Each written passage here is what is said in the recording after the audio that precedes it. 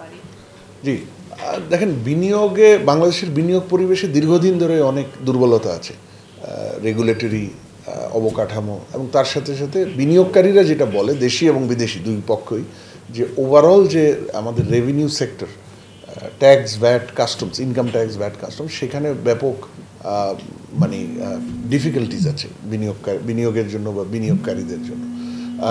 সেই জায়গায় ধরেন একদিকে যদিও গত কয়েক বছরে ট্যাক্সের হার কিছুটা কমানো হয়েছে, ডিরেক্ট ট্যাক্স ইনকাম ট্যাক্সের হারটা, কিন্তু আপনি যদি বিভিন্ন ধরনের ট্যাক্স যোগ করেন আমাদের টোটাল যে ট্যাক্স ইনসিডেন্স বলি একটা বিনিয়োগকারীকে একটা ব্যবসা প্রতিষ্ঠানকে সামগ্রিকভাবে যে ট্যাক্স দিতে হয় সেটা এখনও অনেক হাই। দ্বিতীয়ত হলো আপনার ট্যাক্স কমপ্লায়েন্সের প্রসিজিওরগুলায় সেখানে অনেক ডিফিকাল্টিজ বা চ্যালেঞ্জ আছে। ঐচ্ছিক ক্ষমতা কর্মকর্তা বা কাস্টমস কর্মকর্তাদের যে বা ভ্যাট কর্মকর্তাদের ঐচ্ছিক ক্ষমতা সেটার জন্য অনেকেই অনেক সময় হয়রানির কথা বলে, সেগুলো কিন্তু এখনও আছে। হ্যাঁ, এটাও ঠিক, এনবিআরে কিন্তু গত ৮-১০ মাসে আমরা দেখেছি অন্যান্য অনেক প্রতিষ্ঠানের তুলনায় মানে এটা সারপ্রাইজিং হলেও প্লেজেন্ট সারপ্রাইজ, কিছু রিফর্ম হয়েছে। যেমন বিনিয়োগকারীদের বড় কমপ্লেইন থাকে যে কথায় কথায় অডিট, এটাকে আপাতত সাসপেন্ড করা হয়েছে এবং রিস্ক বেস সিস্টেম না আনা পর্যন্ত এই অডিট চালু হবে না, এটা একটা ভালো উদ্যোগ। অথরাইজড ইকোনমিক অপারেটর ইজি ট্রেডের জন্য সেটাকে বাড়ানো হয়েছে আওতা। ন্যাশনাল সিঙ্গেল উইন্ডোর কাজ চলছিল অনেক দিন ধরে, এটার একটা মানে একটা পার্শিয়াল সার্ভিস চালু করা হয়েছে। এগুলো কিন্তু ভালো উদ্যোগ, কিন্তু তারপরেও ওভারঅল যে ট্যাক্স পলিসি আমাদের সেটা অনেক বেশি রেভিনিউ কালেকশন সেন্ট্রিক।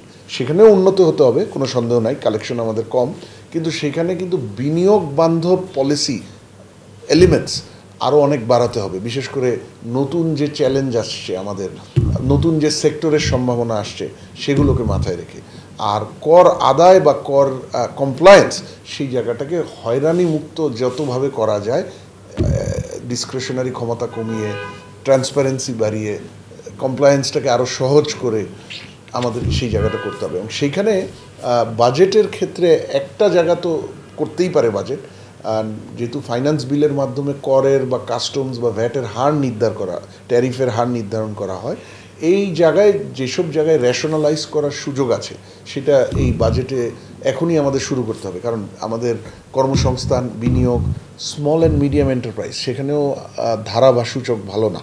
কারণ আমাদের এই ম্যাক্রো যে একটা পরিস্থিতি ২-২.৫ বছর ধরেই খারাপ, তারপর হলো এই গত ১০ মাসে বড় রাজনৈতিক পট পরিবর্তন, তারপর বিভিন্ন দাবি দাওয়া নিয়ে বিক্ষোভ, কিছু আন্তর্জাতিক ইস্যু, সব মিলিয়ে স্মল মিডিয়ামরা কিন্তু বেশি সাফার করছে। তাদেরকে ব্যবসাটা সহজে করার জন্য তেমন কোনো উদ্যোগ কিন্তু আমরা দেখিনি গত কয়েক মাসে।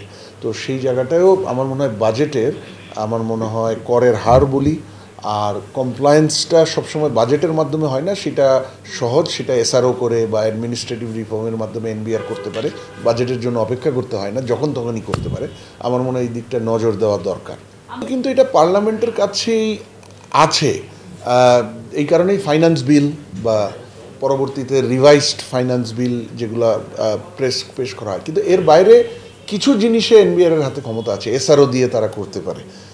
সেই জায়গাটায় আমার মনে হয় এটাও ঠিক, সব কিছু আপনি পার্লামেন্টের কাছে যেতে পারবেন না, কারণ কিছু জিনিসে খুব দ্রুত সিদ্ধান্ত দিতে হয়, তখন পার্লামেন্টের কাছে যাওয়াটা এত দ্রুত করা যায় না, এটার একটা প্রসেস ফর্মালিটি আছে। তখন বাস্তবায়নকারী সংস্থার হাতে বা রেগুলেটরি এজেন্সির কাছে কিছু ক্ষমতা রাখতে হয়।